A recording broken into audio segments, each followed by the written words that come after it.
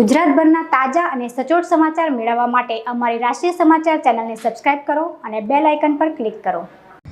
સુરત મહાનગરપાલિકા કમિશનરે વર્ષ 2024-25 માટે 8,718 કરોડનું ડ્રાફ્ટ બજેટ રજૂ કર્યું છે. પાલિકાએ સુરત શહેરના વિકાસ કાર્યો માટે અધધ રૂપિયા 4,121 કરોડની જોગવાઈ કરી છે. કમિશનરે જાહેર કર્યું કે આ વર્ષે પહેલી વખત સુરત મહાનગરપાલિકાની રેવન્યુ આવક 5,000 કરોડને પાર કરશે.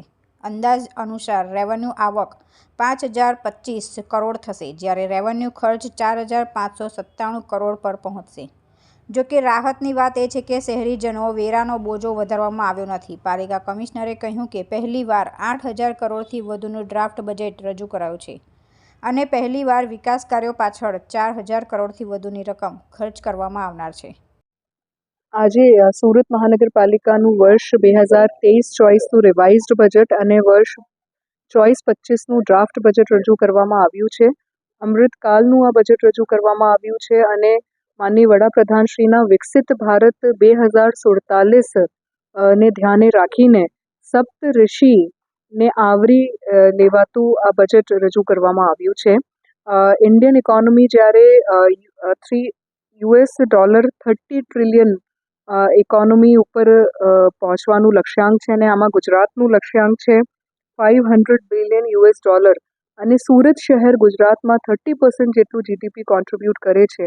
એ બધા વસ્તુઓને આવરી લઈને આ બજેટ બનાવવામાં આવ્યું છે. એટલે physical infrastructure, social infrastructure, economic development, human development index અને એન્વાયરમેન્ટલ સસ્ટેનેબિલિટી આ બધું જ આ બજેટમાં ઇન્ટિગ્રેટ કરવામાં આવ્યું છે. સમાજના દરેક વર્ગના લોકોનું સર્વાંગી વિકાસ થાય, મહિલાઓ, બાળકો, સિનિયર સિટીઝન્સ, દિવ્યાંગો અને શહેરી ગરીબ એ પણ આ બજેટમાં આવરી લેવામાં આવ્યું છે. અત્યારે સુધીનું સૌથી મોટું કદ ધરાવતું બજેટ છે. 8,718 કરોડનું આ બજેટ રજૂ કરવામાં આવ્યું છે અને આમાં વિના કર દર વધારાનું બજેટ રજૂ થયેલ છે અને કેપિટલ એક્સપેન્ડિચર માટે 4,121 કરોડનું એસ્ટિમેટ મૂકવામાં આવ્યું છે, જે પણ અત્યાર સુધીનું સૌથી વધારે કેપિટલ એક્સપેન્ડિચર છે. યાની કે વિકાસલક્ષી કામોને પ્રાધાન્યતા આપવામાં આવી છે અને સુરત શહેરને સસ્ટેનેબલ સિટી ઓફ ટુમોરો અને most liveable city of tomorrow અને વર્લ્ડ ક્લાસ ઇન્ફ્રાસ્ટ્રક્ચરની દિશામાં આગળ લઈ જવા માટેનું આયોજનો 2024-25ના બજેટમાં કરવામાં આવ્યા છે. પ્રજા પર કોઈપણ પ્રકારના કર દર વધારાયા નથી, તેથી આ બજેટને વિકાસલક્ષી બજેટ કહી શકાય. ગયા વર્ષે 7,848 કરોડનું બજેટ મંજૂર કરાયું હતું. તેની સરખામણીએ આ વર્ષે બજેટના કદમાં 870 કરોડનો વધારો થયો છે. તુલસી શર્મા સાથે રાષ્ટ્રીય સમાચાર, સુરત.